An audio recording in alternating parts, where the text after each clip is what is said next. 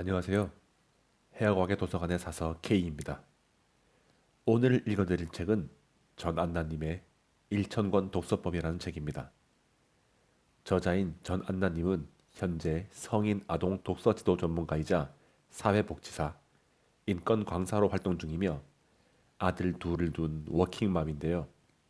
오랫동안 몸 바쳐온 직장 생활에 대한 회의, 그리고 더 좋은 엄마가 되지 못하는 자신에 대한 불만 등이 겹치면서 우울증과 식욕부진, 그리고 불면증에 시달렸던 그녀는 정말 죽을지도 모른다는 두려움에 시달리던 중 기적처럼 독서의 기쁨을 알게 되어 하루 한 권 책을 읽기 시작하였습니다. 처음 100권을 읽자 불면증이 사라졌고 300권을 읽자 미웠던 남편과 시어머니가 이해되고 관계도 좋아졌다고 말하고 있죠. 500권을 읽자 삶에 대한 의욕이 다시 타올랐고 800권을 읽자 책이 쓰고 싶어져 글을 쓰기 시작했습니다. 그렇게 1000권을 읽고 난 후 1000권 독서법이라는 책을 출간하고 베스트셀러 작가가 되었습니다. 현재는 하루 한 권 독서를 8년째 실천 중이며 독서로 우울증을 극복했습니다.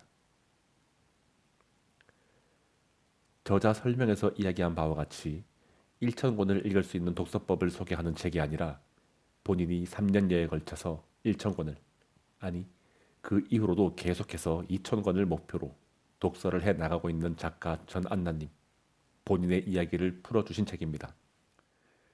그녀는 1000권의 책을 매일 하루 한 권씩 읽어 1000일 동안 1000권의 책을 읽는다는 목표를 두었다고 하는데요. 저도 나름 친구들 사이에서는 책 좀 읽는다는 편에 속하는 편인데 이건 뭐 명함도 못 꺼내겠네요.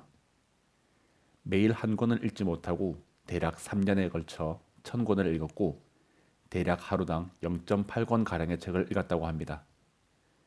그렇게 책을 읽음으로써 일에 치이고 육아에 치이고 모든 게 소진된 것처럼 느껴지던 그녀의 일상은 활력으로 넘치게 되었다고 합니다. 그렇게 그녀는 독서와 만나게 되었고 이렇게 책을 통해 우리에게 독서의 즐거움과 유익함에 대해서 이야기를 하고 있습니다. 그녀는 1000권의 책을 읽었고 지금은 2000권의 책 독서를 두 번째 목표로 삼고 계속해서 독서를 해 나가고 있고 독서 지도자 자격증을 취득했으며 책을 출판하여 작가의 길로도 들어섰습니다. 과연 그녀가 그녀의 삶 속에서 시간이 남아서 시간이 충분해서 독서를 그렇게 잘 할 수 있었을까요? 그녀는 자투리 시간을 활용하고 여러 곳에서 여러 가지 책을 읽으며 독서를 이어나갔는데요. 사무실에 30분 일찍 여유롭게 출근해서 출근 전에 잠시 커피 한 잔을 마시며 독서를 하고 출퇴근 버스에서, 여행에서, 출장에서 등등 자투리 시간을 충분히 활용하면 독서는 가능하다고 이야기합니다. 생각해보면 저도 그렇고 우리는 참 휴대폰을 가지고 많은 시간을 허투루 쓰고 있는 것 같기도 하고 말이죠. 그리고 그녀는 이렇게 이야기합니다. 책을 반드시 처음부터 읽을 필요도 없으며 모든 책을 시작했다고 끝까지 읽을 필요도 없다고 말이죠. 어려운 책은 과감히 중간에 포기할 줄도 알아야 한다고 말입니다. 또한 균형 잡힌 독서에 대해서도 언급을 합니다. 저도 소설, 에세이 등은 좋아하지만 생각해보면 한쪽으로 편향된 그런 독서를 하고 있다는 느낌이 듭니다. 이렇게 그녀의 이야기를 듣고 있노라면 독서에 대해서 많은 생각을 하게 되더라고요. 제가 하고 있는 독서에 대해서도 생각을 해보게 되었고, 내가 왜 책을 읽고 있는지, 왜 책을 읽어야지 하고 마음을 먹었는지 등등을 말이죠. 그녀는 이러다 정말 죽을지도 모르겠다 하는 우울증의 끝에서 정말 죽을 것 같아서 시작한 게 독서라고 하는데 전 왜 책을 읽게 되었는지 모르겠습니다. 하지만 어떤 계기가 되었건 이렇게 책을 읽고 있다는 것이 중요하지 않을까요? 마지막으로 독서의 장점과 유용함에 대해서는 입으로 말하면 입이 아프고 손으로 쓰면 손이 아플 만큼 수많은 이야기를 누구나 할 수 있을 거예요. 그런 이야기는 하지 않겠습니다. 하지만 마지막으로 이 글을 전해드리고 싶습니다. 그녀가 책에서 한 말이에요. 하루 한 권씩 책을 읽으면서 돈을 많이 벌었나요? 아니요. 그럼 좀 더 좋은 직장으로 옮기거나 승진을 했나요? 아니요. 그럼 매일 책을 읽어서 좋은 점이 무엇인가요? 세상에서 가장 바꾸기 힘들다는 나 자신을 바꾸었습니다. 이 세 질문과 세 대답에서 저는 참 많은 것을 느꼈습니다. 그럼 책의 일부를 여러분께 소개드리며 인사드리도록 하겠습니다. 인생의 절벽에서 책을 만나다. 대한민국에서 워킹맘으로 산다는 것. 조남주 작가의 82년생 김지영이라는 책이 인기다. 한 여자의 일생을 리포트 형식으로 재구성한 이 소설은 한국에서 여자로 살아가는 일이 얼마나 힘든지를 잘 보여준다. 특히 일과 가정을 동시에 챙기느라 정작 자신은 챙기지 못했던 여성들의 비애를 잘 표현했다. 나 역시 김지영이다. 82년생이고 14년차 직장인이며 9년차 엄마다.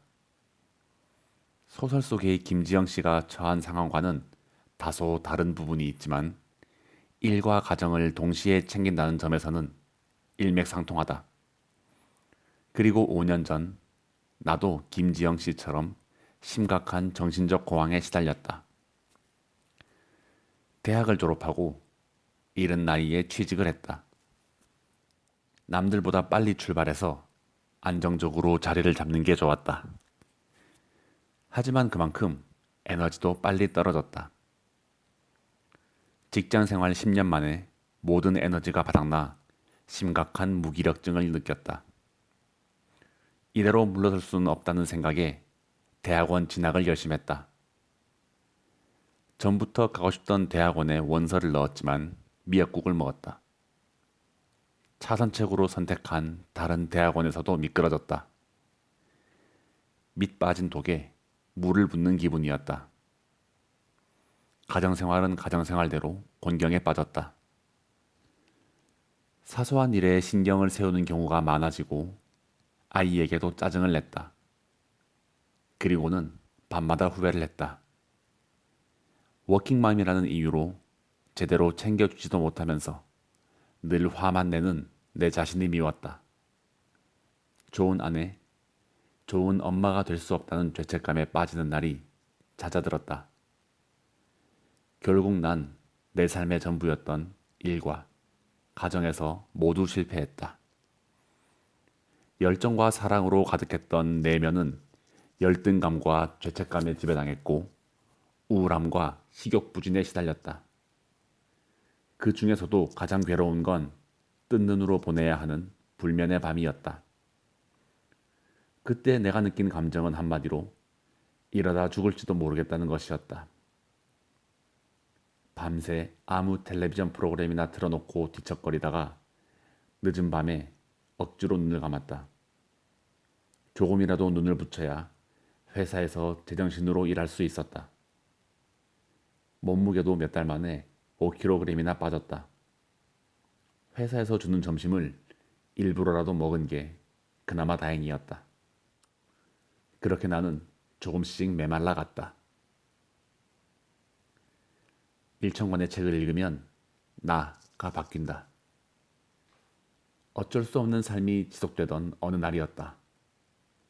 회사에서 직무교육의 일환으로 독서 강연을 들어야 했다. 솔직히 말해 아무런 기대도 하지 않았다. 언제나 그랬듯 그렇고 그런 얘기겠지 싶었다. 바람이나 쐬야지 하는 마음으로 참석한 교육이었다. 시간이 얼마나 흘렀을까? 한참 독서의 중요성을 강조하던 강사가 잠시 숨을 죽이더니 나지막한 목소리로 속삭였다. 2,000권의 책을 읽으면 머리가 트입니다. 정신이 번쩍 뜨였다. 정말 독서가 꽉 막힌 내 정신세계에 활력을 불어넣을 수 있을까? 아니, 그렇게 될 수 있다면 얼마나 좋을까? 이것저것 따져볼 여유가 없었다. 잃어버린 삶의 의미를 되찾을 수만 있다면 무엇이든 해야만 했다. 퇴근하자마자 당장 책을 읽기 시작했다. 먼저 1,000권 읽기를 목표로 삼고 1,000권 독서법이라는 거창한 이름도 달았다. 이렇게 살아서는 안 된다는 간절함에 새벽 늦게까지 책장을 넘겼다. 죽을지도 모른다는 절박함에 출근길 버스에서도 점심시간에도 책장을 펼쳤다. 그렇게 3년 10개월 동안 꼬박 1,000권의 책을 읽었다. 독서를 하면서 많은 변화를 경험했다. 변화라고 하면 사람들은 더 좋은 직업을 구했는지 혹은 부자가 되었는지를 묻는다. 최소한 직장에서 고속 승진이라도 했을 거라 생각한다. 하지만 나는 여전히 같은 직장에서 같은 직급으로 일한다. 일과 육아를 동시에 짊어지는 워킹맘의 삶도 달라진 건 없다. 하지만 독서를 하면서 달라진 건 바로 나이다. 우주를 바꾸기보다 나를 바꾸기가 어렵다는데 바로 그걸 내가 해냈다. 책을 읽으면서 스스로를 돌아보고 반성하고 마음이 평안해지고 성숙해지는 나를 느꼈다.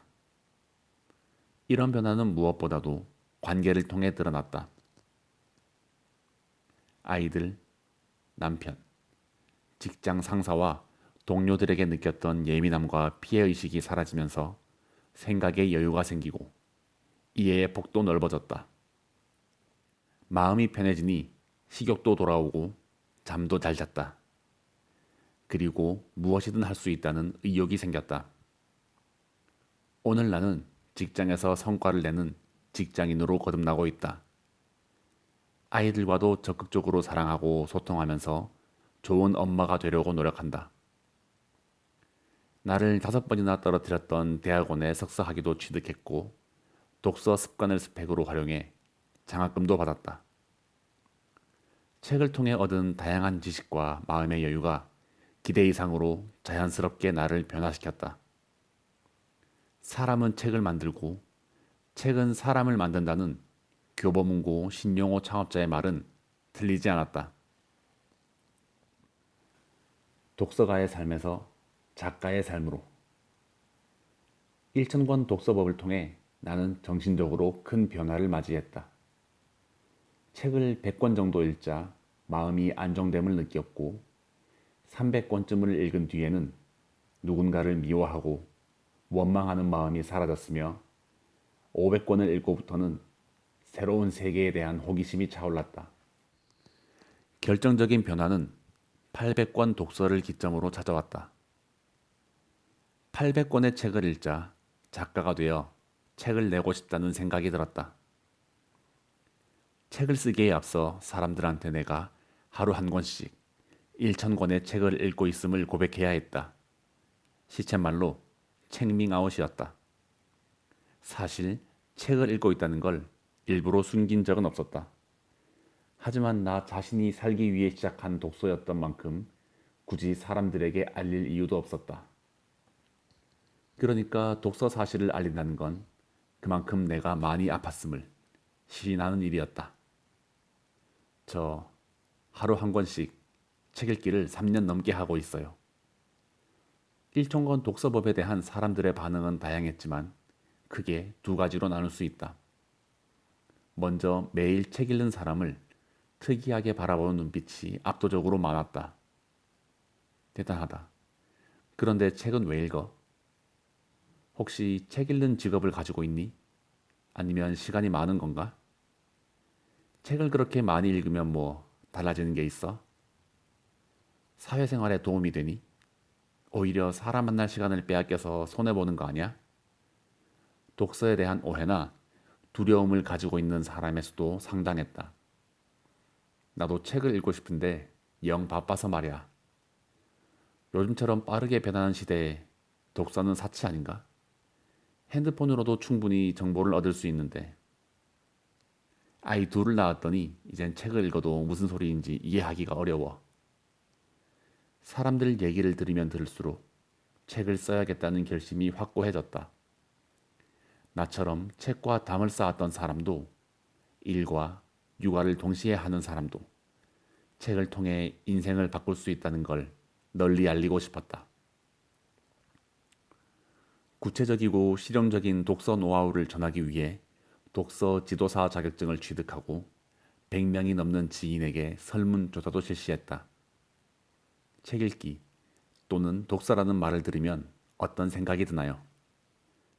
1,000권 독파를 목표로 매일 책을 읽는 사람이 있습니다. 혹시 물어보고 싶은 질문이 있나요? 설문조사를 통해 알게 된 사실은 모든 사람이 책을 잘 읽고 싶다는 욕망과 책을 읽지 못해 뒤처지고 있다는 죄책감을 동시에 느낀다는 것이었다. 아마 지금 책을 읽고 있는 여러분도 비슷한 생각을 하고 있지 않을까 싶다. 장담컨대 책에 대한 두려움과 오해를 해소하는 가장 좋은 방법은 책을 읽는 것이다. 부담스럽더라도 당장 1,000권 독서법을 시작하라. 독서량이 쌓이면 쌓일수록 부정적인 감정으로부터 자유로워지는 자신을 발견할 수 있다. 나는 책을 읽음으로써 삶을 바꿀 수 있다고 믿는다. 내가 바로 그 증거이다. 독서를 통해 부정적인 감정을 해소하고 삶의 에너지를 회복하고 싶은 사람이라면 부디 이 책을 끝까지 읽기 바란다. 하지만 책을 빨리 읽거나 핵심만 짚어내는 기술을 알고 싶은 사람이라면 아쉽지만 별다른 도움을 얻지 못할 것이다. 내가 지금부터 소개하려는 독서법은 책을 오랫동안 지치지 않고 즐겁게 읽을 수 있는 방법이기 때문이다. 모쪼록 이 책을 통해 여러분 인생에서 가장 소중한 친구, 멘토를 만났으면 좋겠다. 10년차 베테랑, 그저 그런 직장인. 이번 프로젝트에서 홍대리는 제외야. 한치의 애둘러감도 없이 단박에 본론을 꺼내는 통에 홍대리는 잠시 넋이 나갔다. 무슨 문제라도 있습니까? 딱히 문제라고 할 만한 부분은 없어. 단지 이 대리의 프로젝트가 홍대리보다 훨씬 좋았던 거지. 입사한 지 몇 년인가? 5년입니다. 자기 분야에서 프로가 되기엔 충분한 시간이군. 이는 독서 천재가 된 홍대리라는 책에서 나오는 구문입니다. 독서 천재가 된 홍대리의 주인공은 패션 회사 기획실에서 근무한 지 5년이 된 직장인입니다. 그는 나름대로 회사 생활에 잘 적응하며 지내왔다고 생각했다. 하지만 팀장은 그에게 인사이동을 공지하며 5년이라는 시간 동안 무엇을 했는지 물었다. 5년이면 자기 분야에서 프로가 되기에 충분한 시간인데 자네는 도대체 무엇을 했느냐고. 회사에서 필독서로 정해준 이 책을 읽으며 나 자신에게 물었다. 조난나, 너는 10년이라는 시간 동안 도대체 무엇을 한 거지? 대학교를 졸업하고 관련 분야 국가고시 자격증을 취득한 뒤 곧바로 지금 다니는 직장에 입사했다. 지금처럼 취업난이 심각한 시기에는 꿈도 못 꿀 일이지만 당시에는 자격증만 있어도 어느 정도 아름아름 취직이 가능했다. 일종의 낙하산 인사였다. 문제는 내가 무슨 일을 하는지, 어디에서 일하는지, 월급은 얼마인지도 모른다는 것이었다. 심지어 입사 첫날 개인 서류를 들고 직접 상사들을 찾아다니며 인사를 했다. 그렇게 내 인생 첫 번째 사회생활은 시작되었다. 분명 업무에 적합한 국가 자격증을 가지고 입사한 회사였지만 내 마음속에는 어느 정도 특혜를 받았다는 짐이 있었다. 그래서 남들보다 더 많은 성과를 내기 위해 두세 배로 노력했다. 출근 시간 1시간 전에 사무실에 도착해 미리 업무를 시작하고 시키지도 않은 일을 나서서 맡았다. 퇴근하기 전에는 다음날 할 일을 미리 준비해 놓고 늘 마지막까지 남았다. 그해 우수 신입 직원상은 당연히 내 몫이었다. 상금도 없는 상이었지만 첫 단추를 제대로 끼웠다는 생각에 마음이 흡족했다. 처음 맡았던 업무는 내가 원하던 게 아니었다. 내가 바라는 업무를 하기 위해서는 더 많은 노력이 필요했다. 퇴근 후 따로 시간을 내 공부를 하고 돈을 들여 자격증을 땄다. 외부 교육도 적극적으로 받는 등 개인의 삶보다는 일에 집중을 했다. 오직 성과를 내는 일만 생각했고 실제로 성과를 냈다. 마침내 입사하고 2년 뒤에는 내가 원하는 보직에서 근무할 수 있게 되었다. 직장생활 3년차 때부터는 매년 외부 사업 계획서를 대여섯 개씩 작성을 했다. 사업이 진행되면 우수 사업으로 선정되기 위해 최선을 다하고 모든 과정을 기록으로 남겨서 눈에 보이는 성과로 만들었다. 덕분에 의미 있는 상도 여러 차례 받았다. 열심히 일한 대가는 고속 승진이라는 결과물로 나타났다. 보통 입사한 지 7년이 지나야 팀장으로 진급하는데 나는 3년 만에 팀장이 되었다. 과장 진급도 남들보다 빨랐다. 10년이 넘어야 받을 수 있는 과장 심사를 나는 5년 만에 거치고 승진을 했다. 운이 좋았다고 말해야 겸손한 사람으로 보이겠지만 나는 당당히 말할 수 있다. 그만큼 회사를 위해 몸과 마음을 바쳤다고. 사회생활을 처음 시작했을 때 나를 채용해 주신 은사님이 말씀하셨다. 조직에 적합한 인재가 되려면 또 한 분야에서 전문가 소리를 들으려면 최소한 10년은 있어야 한단다. 잘할 수 있지? 홍대리의 팀장이 말한 것보다 5년이나 긴 시간이었지만 나는 그 말을 철석같이 믿었다. 좋든 싫든 10년만 일해보자 하고 굳게 마음먹었다. 그런데 10년이 흐르고 32살이 된 나에게 찾아온 건 전문가라는 명예도 조직에 적합한 인재라는 인정도 아니었다. 오히려 업무적 소진 상태에 빠져버렸다. 신체적, 정신적 기운이 고갈되어 아무런 일도 할 수 없었다. 회사에 출근해서도 멍하니 앉아있는 시간이 길어졌다. 몸과 마음이 죽어버린 것처럼 어떤 의욕도 느낄 수 없었다. 직장인으로서 가장 빛나야 할 이 시기에 왜 업무적 소진이 찾아온 걸까? 모두 퇴근한 뒤 텅 빈 사무실에 앉아 곰곰이 생각해 보았다. 나 전한나는 올해 32살의 여성이다. 지금 다니는 직장에서 꼬박 10년을 일했다. 회사 안에서는 일 좀 하는 사람으로 알려져 있지만 대외적인 성과가 있는 것은 아니다. 최종 학력은 학사이고 아이가 2명 있다. 사람들은 보통 나를 워킹맘으로 부른다. 자, 객관적으로 생각해보자. 나는 헤드헌터가 관심을 가진 만큼 가치 있는 사람인가? 아마 아닐 것이다. 회사에서 10년이 넘게 근무하는 동안 자기 개발을 게을리 한 적이 없다. 경영, 리더십, 조직관리, 대인관계 등 분야를 가리지 않았다. 그런데 생각해보니 이 모든 게 조직에 적합한 인재가 되기 위한 노력이었다. 내 후배들이, 팀원들이 조직에 잘 적응하도록 만들기 위한 노력이었다.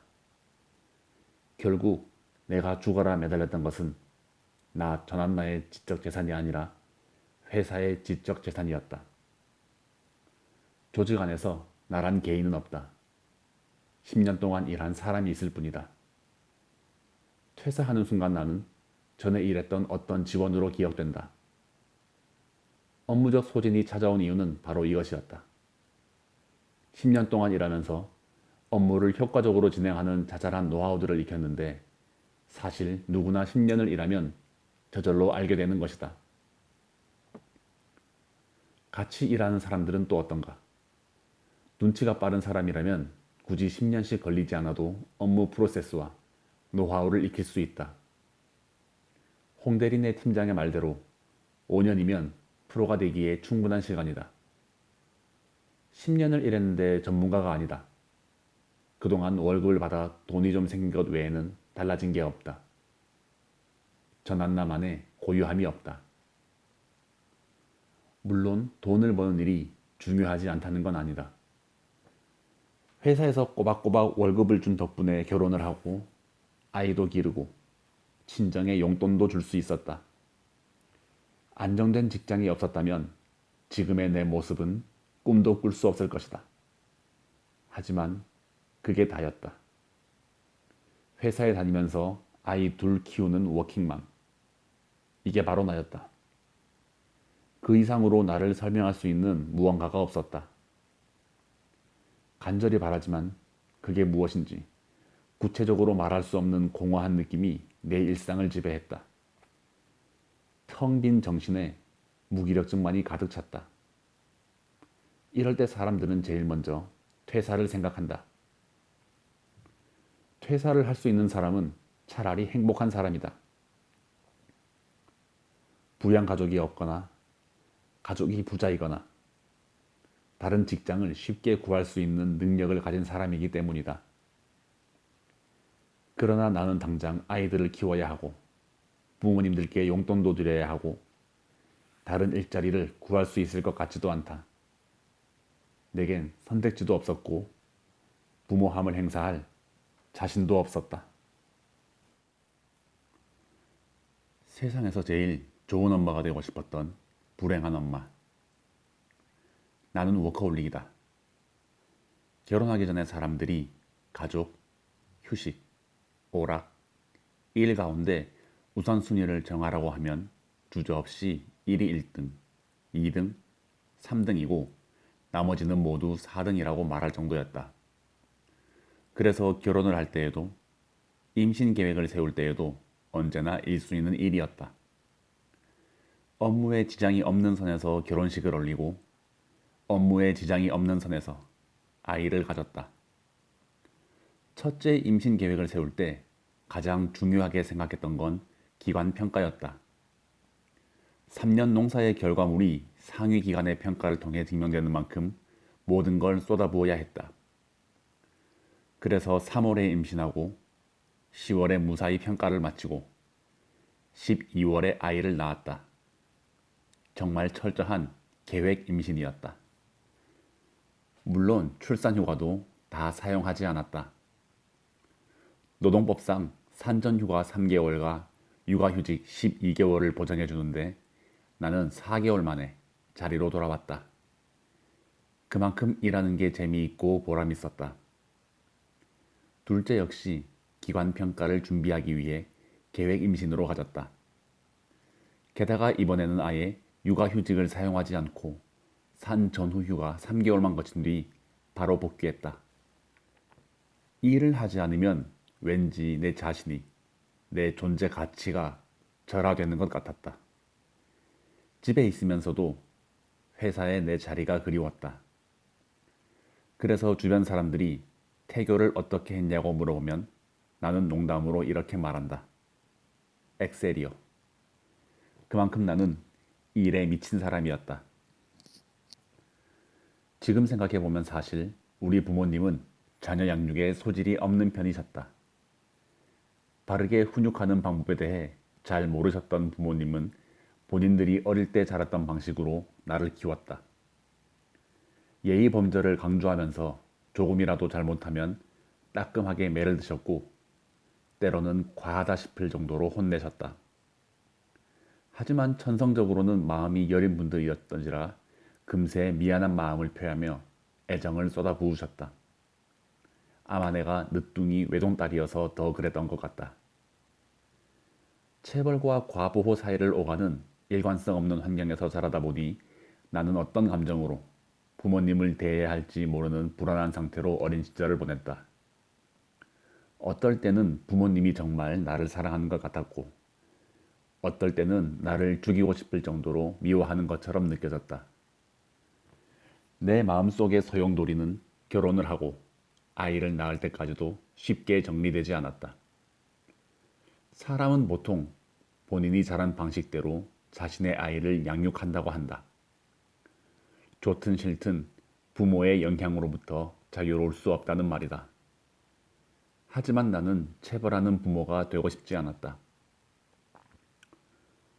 아이들이 부모를 무서워한다는 건 그 자체로 비극이라 생각했다. 그렇다고 오냐오냐 키워서 어리광이나 부리는 아이가 되는 것도 싫었다. 그저 아이가 세상에서 가장 믿는 두 사람이 있다면 나와 남편이길 바랬다. 육아에 대한 분명한 소신이 있었기 때문에 임신 계획을 세우면서부터 불안한 점이 많았다. 가장 큰 걱정거리는 내가 워커홀릭이라는 사실이었다. 내가 모성이 없으면 어떻게 하지? 내 아이가 사랑스러워 보이지 않으면 어떻게 하지? 일 욕심에 아이한테 최선을 다하지 못하면 어떻게 하지? 내가 일에 집착한다는 사실을 아는 주변 사람들도 걱정하기는 마찬가지였다. 그들은 배가 불러오는 나에게 출산, 육아 관련 책을 읽고 다양한 부모 교육도 들어보라고 권유했다. 의외로 나와 비슷한 고민을 가진 사람들이 많다며 책을 읽어보면 도움이 될 거라고 했다. 실제로 책에는 모성은 타고나는 것이 아니라 만들어지는 것이며 사람도 자주 만나야 정이 쌓이듯 아이도 자꾸 보고 나와 닮은 점을 찾으면 점점 사랑스러워진다라고 적혀 있었다. 그 구절을 읽으며 나는 눈가가 촉촉해지는 걸 느꼈다. 누가 봐도 정말 당연한 얘기인데 책에 적혀 있다는 사실만으로도 든든한 위로가 되었기 때문이다. 나는 정말 좋은 부모가 되고 싶었다. 왜냐하면 나에게는 그런 좋은 부모가 없었기 때문이다. 태어난 지 100일도 안 된 첫 아이를 어린이집에 보냈다. 상사가 퇴사하면서 공석이 생겼는데 회사는 내가 빨리 돌아와 그 자리를 메웠으면 하는 눈치였다. 나 역시 복귀해서 일하고픈 마음이 슬금슬금 피어오르는 시점이었다. 첫 아이를 어린이집에 보낸 건 여러모로 어쩔 수 없는 선택이었다. 그런데 얼마 지나지 않아 문제가 생겼다. 건강하게 잘 지내던 아이가 어린이집에 다니면서부터 잔병 치레를 하기 시작한 것이다. 밤낮을 가리지 않고 병원에 드나드는 일이 잦아졌다. 그러자 양평에 계시는 시부모님께서 먼저 아이를 봐주겠다고 제안하셨다.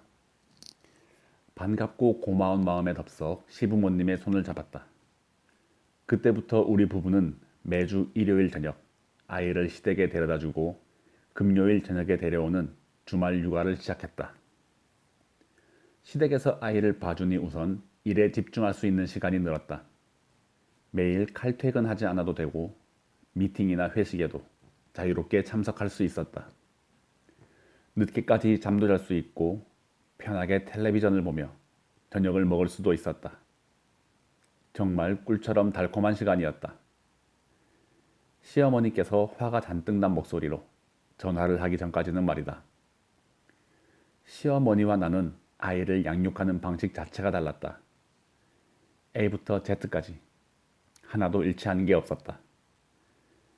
나는 복직을 해야 하니 모유 수유를 4개월만 하겠다는 생각이었는데 시어머니는 1년을 말씀하셨다. 분유를 탈 때도 나는 끓인 생수를 식혀서 사용했는데 시어머니는 보리차를 썼다. 이유식을 만드는 법도 달랐다. 나는 연령에 따라 이유식 재료를 달리 했는데 시어머니는 꼭 고기를 먹여야 하신다며 고깃국으로 만들었다. 아이를 재울 때에도 나는 아이를 침대에 누워서 재운 반면 시어머니는 등에 업어서 재웠다. 서로 다름을 인정하고 존중했다면 좋았겠지만 우리는 각자의 방법이 옳다고 생각했다. 시어머니는 자식을 키워본 선배의 엄마의 입장에서 경험을 강조했고 나는 젊은 엄마의 입장에서 최신식 육아 방법을 선호했다. 두 사람의 기싸움에 피해를 본 것은 결국 아이였다. 아이는 며칠 단위로 바뀌는 육아 방식에 혼란스러워했다. 엎친 데 덮친 격으로 잦은 환경 변화에 노출된 아이가 베개와 젖병에 집착하는 불안 증세를 보였다. 부모와 떨어지는 시간이 길어지면서 심적으로 의지할 때가 필요했던 것이다. 시어머니와 나는 아이에 대한 책임을 두고 점점 감정의 골이 깊어졌다. 결국 1년 뒤 아이가 완전히 집으로 돌아왔을 때에는 고부 갈등이 수습하기 어려울 정도로 극에 달했다. 6개월 동안 시어머니께서 내 전화를 아예 받지 않을 정도였다. 지금 돌이켜보면 그때는 왜 그렇게 철없이 굴었는지 죄송하기만 하다.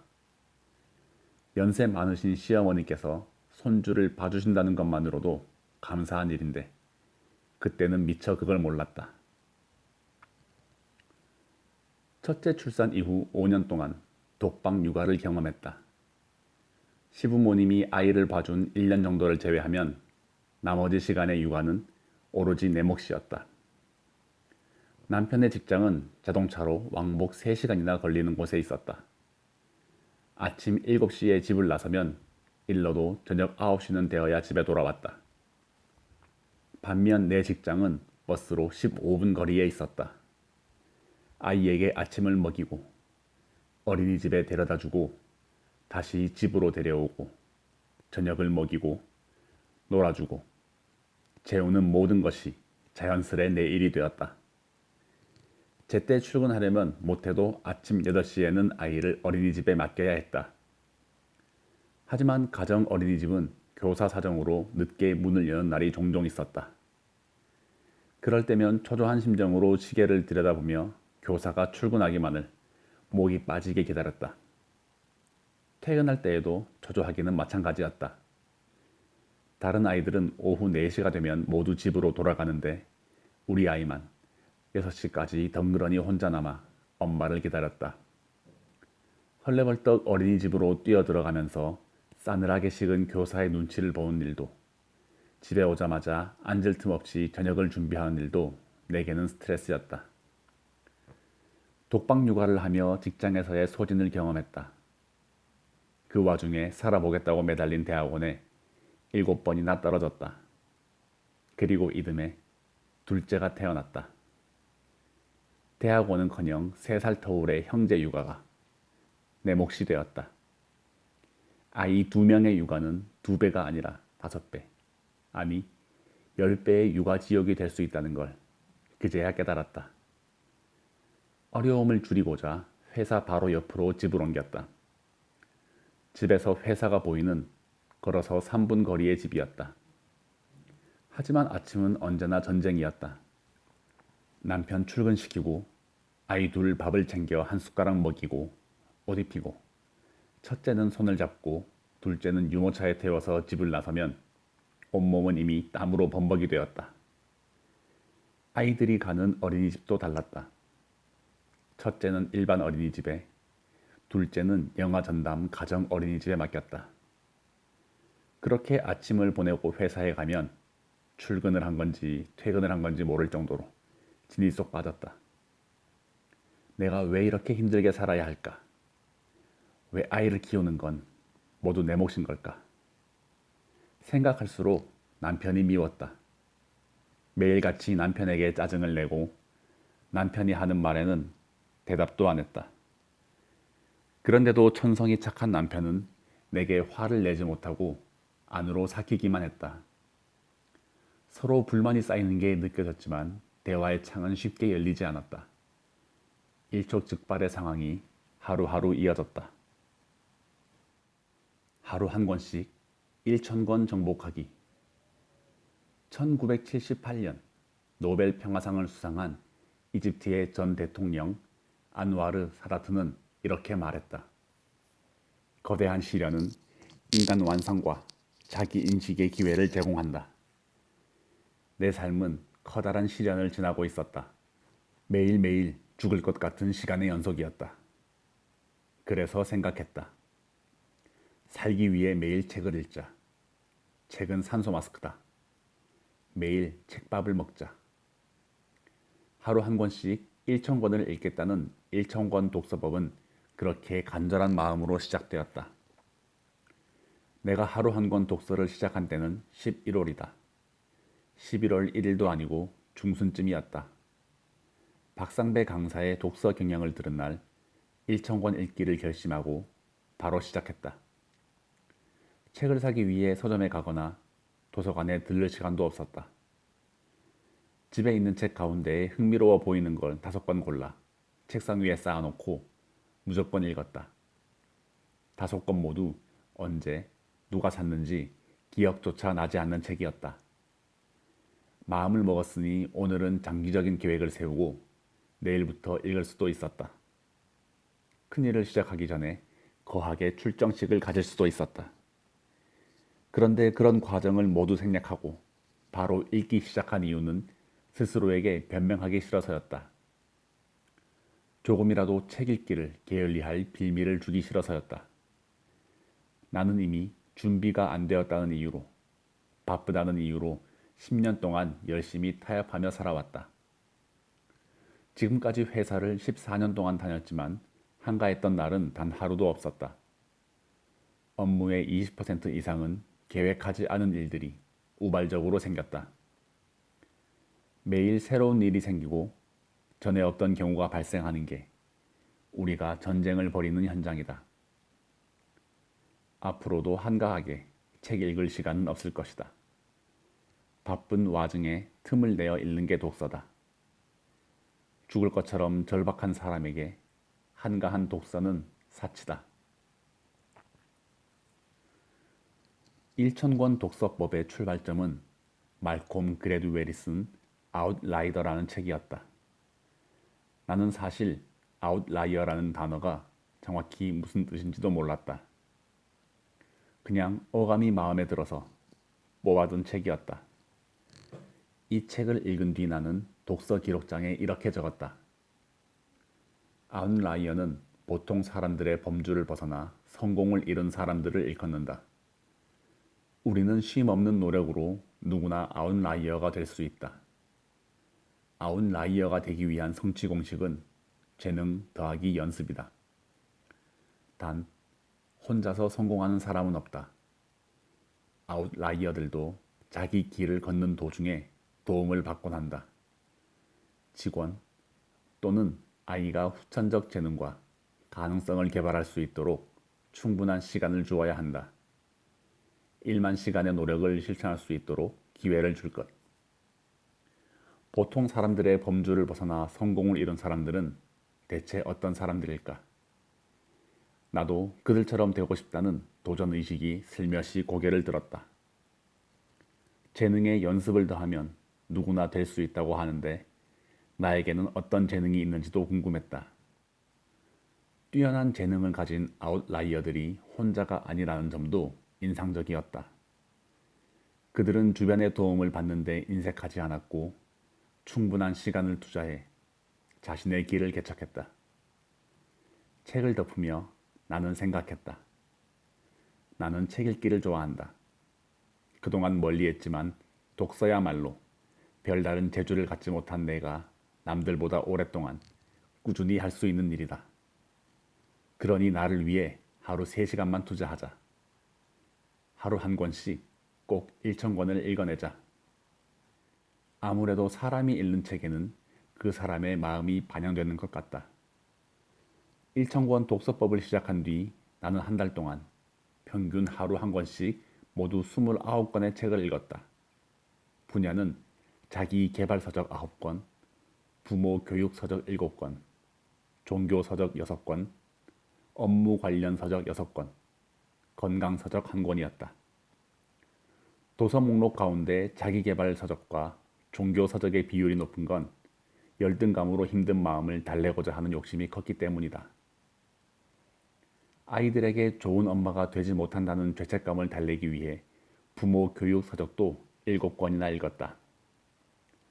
직장에서의 활력을 되찾기 위해 업무 관련 서적을 6권 읽었고 몸이 안 좋았던 상태라 건강 서적도 1권을 읽었다. 첫 한 달 동안의 도서 목록을 가끔 보며 나는 그때의 기분을 떠올리곤 한다. 업무적 소진, 열등감, 죄책감에 빠져 허우적거리던 날들을. 그때 읽었던 책들이 모두 도움을 준 건 아니다. 어떤 책은 똑같은 얘기를 반복하다 끝을 흐지부지 얽어버렸고 어떤 책은 지금 생각해봐도 허무맹랑한 이야기만 하다 끝냈다.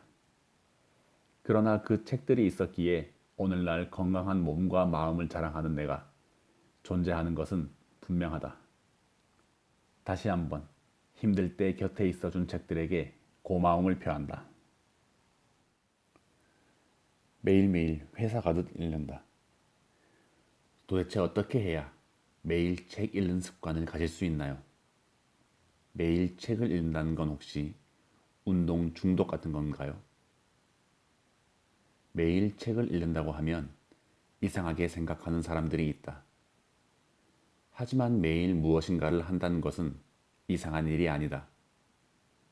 생각해보면 우리는 태어난 순간부터 매일 무엇인가를 배우고 있다.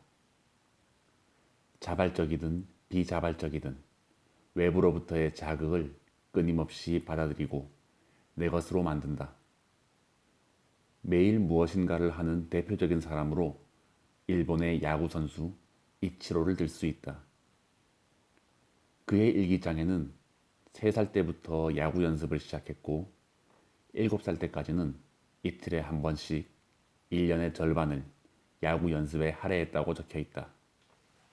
그리고 초등학교 3학년 때부터는 365일 중 360일을 야구 연습하는 데 썼다. 오늘날 그가 얻은 야구 선수로서의 명예는 이렇게 매일 연습을 한 덕분이다. 지금 이 책을 읽고 있는 독자가 직장인이라면 당신도 매일 거르지 않고 무엇인가를 하고 있다. 바로 출근이다. 처음 취직한 게 언제인가? 1년? 5년? 아니면 10년? 어떻게 당신은 그렇게 오랫동안 직장을 다녔을까? 그냥 습관처럼 출근을 했을 뿐이다. 특별한 비결은 없다. 회사 가기 싫은 날에도, 몸이 아픈 날에도 자리에서 일어나 그저 출근했을 뿐이다. 책 읽기도 다르지 않다. 회사에 가듯 매일 읽기만 하면 된다. 다만 매일 책을 읽기 위해서는 추가적인 노력이 필요하다. 시간과 분위기와 마음을 관리해야 한다. 개인 시간을 쪼개 독서에 할애하고 책 읽을 수 있는 분위기를 만들고 집중할 수 있어야 한다. 독서는 자기 수양의 한 과정이다.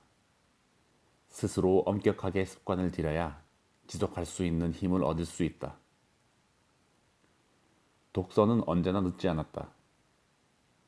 펜실베니아 주립대 인간발달가족학과의 교수 셰리 윌리스는 시애틀 종단 연구라고 부르는 장기 뇌 연구 프로젝트를 진행한 결과 40세부터 65세 사이의 사람들의 어휘, 언어 기억, 공간 정향, 귀납적 추리 부분에서 가장 우수하다는 사실을 발견했다. 미국 심리학자 카텔과 혼도, 기억력을 의미하는 유동성 지능은 나이가 들면서 떨어지는 반면 지식과 경험에 의해 만들어지는 결정성 지능은 올라간다고 보도했다. 독서는 바로 이 결정성 지능을 가장 효율적으로 발전시킬 수 있는 수단이다. 1,000권 독서법을 시작하기엔 당신의 나이가 너무 많다고 생각하는가? 아직 70대가 되지 않았다면 알츠하이머병 예방을 위해서라도 당장 책 읽기를 시작하기 바란다. 뇌과학자들은 정신적인 활력을 유지하고 노화를 늦추는 방법으로 지금껏 해보지 않은 과제를 수행해보라고 조언했다. 새로운 시도를 하면 평소 혈액이 공급되지 않던 뇌 부위까지 혈류가 흐르게 되고 알츠하이머를 유발하는 아밀로이드라는 성분이 적어져 정신 건강이 유지가 된다는 것이다. 여기서 중요한 사실은 70대 이후에는 예방 효과가 현저히 떨어진다는 사실이다. 정말 치매를 예방하고 싶다면 40대 이전부터 지속적인 학습을 통해 두뇌를 자극해야 한다. 주변에 뭔가 뛰어난 성과를 남긴 위인들은 대부분 젊어서부터 쉬지 않고 새로운 일에 도전을 한 사람들이다. 현대 경영학의 아버지인 피터 드러커는 작고하기 전까지 모두 39권의 저서를 남겼는데 그 가운데 3분의 2 이상을 65세 이후에 출간했다. 남들은 은퇴할 나이에 작가로서 새로운 인생을 시작한 것이다. 도대체 그러한 힘은 어디에서 나오는 것일까? 피터 드러커 강의를 보면 답이 나온다. 그는 3, 4년마다 새로운 주제 하나를 선택해서 그 분야의 책을 집중적으로 섭렵했다. 그렇게 60년 이상을 새로운 영역을 연구하는 데 투자했다. 최고의 자리에 머무르기보다 늘 도전하기를 즐겼던 것이다. 최근 80세의 모델이 된 중국인 할아버지 왕대슌이 인터넷을 뜨겁게 달구고 있다. 24세에 처음 연극 배우라는 직업을 갖게 된 그는 한때 마임 극단을 차리기도 했지만 일이 잘 풀리지 않아 빈털터리 신세가 되고 말았다.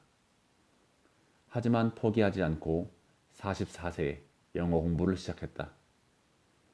50세부터는 운동을 시작했고 57세에 다시 무대에 복귀했으며 70세부터는 본격적으로 근육질 몸매를 만들었다. 그리고 80세가 되던 해 드디어 모델로서 무대에 올랐다. 그는 말한다. 너무 늦었다는 생각이 들 때 그런 생각이 변명거리가 되도록 놔두지 마세요. 당신이 무언가를 포기할 그 변명거리를 말이에요. 아무도 당신의 성공을 막을 수 없습니다. 당신 자신을 제외하고는 말이죠. 전 지금 이 순간이 최고의 전성기랍니다. 주변 엄마들에게 이런 얘기를 하면 시간이 없거나 집중력이 떨어져서 책이 잘 읽히지 않는다며 슬금슬금 자리를 피하는 경향이 있다. 자녀의 독서 습관에는 관심을 가지면서 정작 자신을 위한 독서 습관에는 소홀한 것이다. 장차 행복한 가정을 유지하기 위해 정말 독서가 필요한 사람은 누구일까? 부모일까? 아이일까? 당연히 바로 우리 자신이다. 집 근처 음식점에서 재미있는 글귀를 보았다. 오늘의 삼겹살을 내일로 미루지 말자. 손님을 불러들이기 위한 광고였지만 의미하는 바가 컸다. 내가 1,000권 독서법을 성공할 수 있었던 가장 큰 비결은 책을 읽어야겠다고 생각한 날 바로 실천에 옮겼던 덕분이다. 내일이나 내일 모레로 미뤘다면 1,000권은커녕 10권도 읽지 못했을 것이다. 새해나 명절이 되면 많은 사람들이 금연, 다이어트, 자격증 취득 등의 계획을 세운다. 이 말을 반대로 생각하면 특정한 시기가 되기 전까지는 금연이나 다이어트를 하지 않겠다는 뜻이다. 마음만 먹이면 언제든 시작할 수 있는데 그 마음조차 먹지 않으려고 버티는 것이다. 만약 독서를 하겠다고 마음먹었다면 차일피일 미루지 말고 오늘부터 시작하자. 온 우주는 내가 시작하기만을 기다리고 있다고 생각하고 당장 움직이자. 독서는 내 인생에 대한 최소한의 예의다. 학력 콤플렉스를 극복하기 위해 지원한 대학원에서 7번이나 떨어졌다. 자존심이 엄청 상했다. 그래서 더 죽기 살기로 책을 읽었다. 결국 8수 만에 내가 가장 원했던 대학원에 합격했다. 다음 목표는 실무자들에게 주는 장학금이었다. 전국에서 몇백 명의 지원자가 장학금을 신청하는데 서류 심사와 면접 심사를 거친 뒤 단 7명만을 선정한다고 했다. 운 좋게 서류 심사는 통과했다. 그런데 면접 심사에서 내세울 만한 스펙이 없었다. 한참을 고민하다 자기소개서에 이렇게 적었다. 창피한 이야기지만 대학원에 여러 번 떨어졌고 그래서 스스로 부족한 부분을 채우기 위해 하루 한 권 책 읽기를 하고 있습니다. 정말 쓸 게 없어서 쓴 말이었는데 면접위원들이 관심을 보였다. 정말 하루 한 권씩 책을 읽나요? 네, 한 권을 다 못 읽는 날도 분명 있지만 책을 매일 읽고 있습니다. 작년 11월부터 시작해서 8개월간 200권 정도의 책을 독파했어요. 그러자 면접위원이 자기 관리를 잘한다며 내 이름에 동그라미를 표시했다. 가슴이 두근거렸다. 결국 실무자 장학금 가운데 가장 큰 금액을 받는 영광을 얻었다. 다른 사람들에 비해 나은 점이 하나도 없는 내가 오직 꾸준히 책을 읽었다는 그 이유 하나만으로 1,000만 원의 장학금을 차지했다. 독서도 스펙이 될 수 있다는 사실을 그때 처음 깨달았다. 나는 비영리 단체에서 사회복지사로 근무한다. 공무원은 아니다. 그렇다고 일반 직장인도 아니다. 일종의 민간 위탁업체라고 생각하면 적당하다. 나는 지금까지 이 일 외에도 다른 직장을 생각해 본 적이 없다. 전문 지식을 갖춘 것도 아니고 남들처럼 스펙이 뛰어난 것도 아니기 때문이다. 그런데 요즘엔 자꾸 딴 생각을 한다. 독서를 기반으로 다른 일을 할 수 있지 않을까 상상해 본다. 만약 다른 일을 한다면 강사와 작가로 살아보고 싶다. 어떤 주제든 집중해서 50권, 100권을 읽으면 그 분야에 대해 충분히 강의를 하고 글을 쓸 수 있을 것 같다. 실제로 나는 지금 강사 양성 교육 과정을 수강 중이다. 지난해부터는 정기적으로 업무와 관련된 강의도 나가고 있다. 실력을 갖춘 작가가 되기 위해 책 쓰기 강의도 듣고 있다. 맞춤법과 문장론 등을 공부하면서 분야 전문성을 키우기 위해 노력 중이다. 아직은 그냥 상상에 불과하지만 언젠가는 내가 가장 좋아하고 잘하는 독서를 통해 새로운 길을 만들 수 있지 않을까 기대한다. 꿈을 꿀 수 있다는 것. 독서가 아니었다면 이마저도 불가능했을 것이다.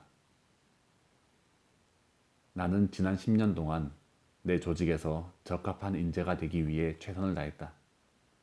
조직이 원하는 업무 능력을 갖추고 월급을 받는 만큼, 아니, 그 이상의 몫을 해내는 게 내 목표였다. 그렇게 10년의 세월이 흘렀다. 앞으로 10년 동안 나는 전한나라는 퍼스널 브랜드를 만들기 위해 모든 노력을 쏟아부을 생각이다. 자기 개발은 내가 깨달은 바를 다른 사람들에게 널리 전달할 수 있을 때 완성된다. 그 형식은 책이 될 수도 있고 강의가 될 수도 있다. 어떤 형식이든 정당한 대가를 받고 내가 읽은 책들의 지혜를 전할 수 있을 때 내 가치는 빛이 난다. 국민 언니 김미경 강사는 아트 스피치에서 이렇게 말했다. 이제 사람이 한 가지 직업만으로는 일평생 살기가 힘들어졌다. 세상 탓만 할 게 아니라 프로답게 자신의 능력을 업그레이드하지 못한 자신을 반성해야 한다. 항상 미래를 준비하라. 부자가 되려면 부자에게 점심을 사라의 저자인 유명 재테크 강사 혼다켄도 자기 개발의 필요성을 강조했다. 재테크 1순위는 버는 능력을 키우는 것이고 그러기 위해서는 자신의 몸값을 올려야 한다. 나라는 상품 자체가 주목받을 수 있도록 전문성이라는 상품을 갖추어야 한다. 클라우스 슈밥 세계경제포럼의 회장은 클라우스 슈밥의 4차 산업혁명에서 4차 산업혁명에 대해 말하면서 앞으로의 고용시장에서 모든 노동자는 독립형 노동자로서 현재의 프리랜서처럼 업무마다 계약 관계로 진행되며 클라우드 플랫폼에서 노동자는 자영업자로 분류될 것이라고 예측했다. 그래서 나는 지금 전안나라는 퍼스널 브랜드를 만들고자 한다. 14년차 직장인, 8년차 만년 과장이 아닌 독서 전문가이자 자기개발 전문가로서 새로운 인생을 준비하고자 한다. 그런 의미에서 나는 6개월에 한 번씩 이력서를 다시 쓴다. 당분간 퇴사할 일도 없고 어디에 지원할 일도 없지만 나 스스로를 점검하는 차원에서 변경된 업무라든가 자격증 취득, 수상 경력, 외부 강의 등의 행적을 기록한다. 보통은 6개월에 한 줄을 쓰는 게 목표인데 한 줄도 쓰지 못할 때에는 스스로를 돌아보며 깊이 반성한다. 나의 브랜드화는 크게 2단계를 거쳐 만들어진다고 한다. 첫 번째 단계는 내가 하고 있는 일에서 5손가락 안에 드는 것이다. 그만큼 전문성을 키우고 남들과 차별화된 자신의 능력을 깨달아야 한다. 두 번째는 셀프 리더십이다. 시간 관리, 목표 관리, 자기 개발 등 기본적인 자기 관리 능력을 가져야 한다. 1,000권 독서법은 여러분에게 2가지를 모두 선물할 수 있다. 하루 한 권씩 책을 읽으면 어느 분야든 남들은 따라하기 힘든 자신만의 무기를 만들 수 있다. 아니, 아무도 책을 읽지 않는 오늘의 상황에서는 책을 읽는다는 것 자체가 능력 개발이고 자기 관리이다. 10년 뒤 자신의 퍼스널 브랜드를 생각한다면 오늘부터 당장 하루 한 권 책 읽기 1000권 독서법을 시작하기 바란다.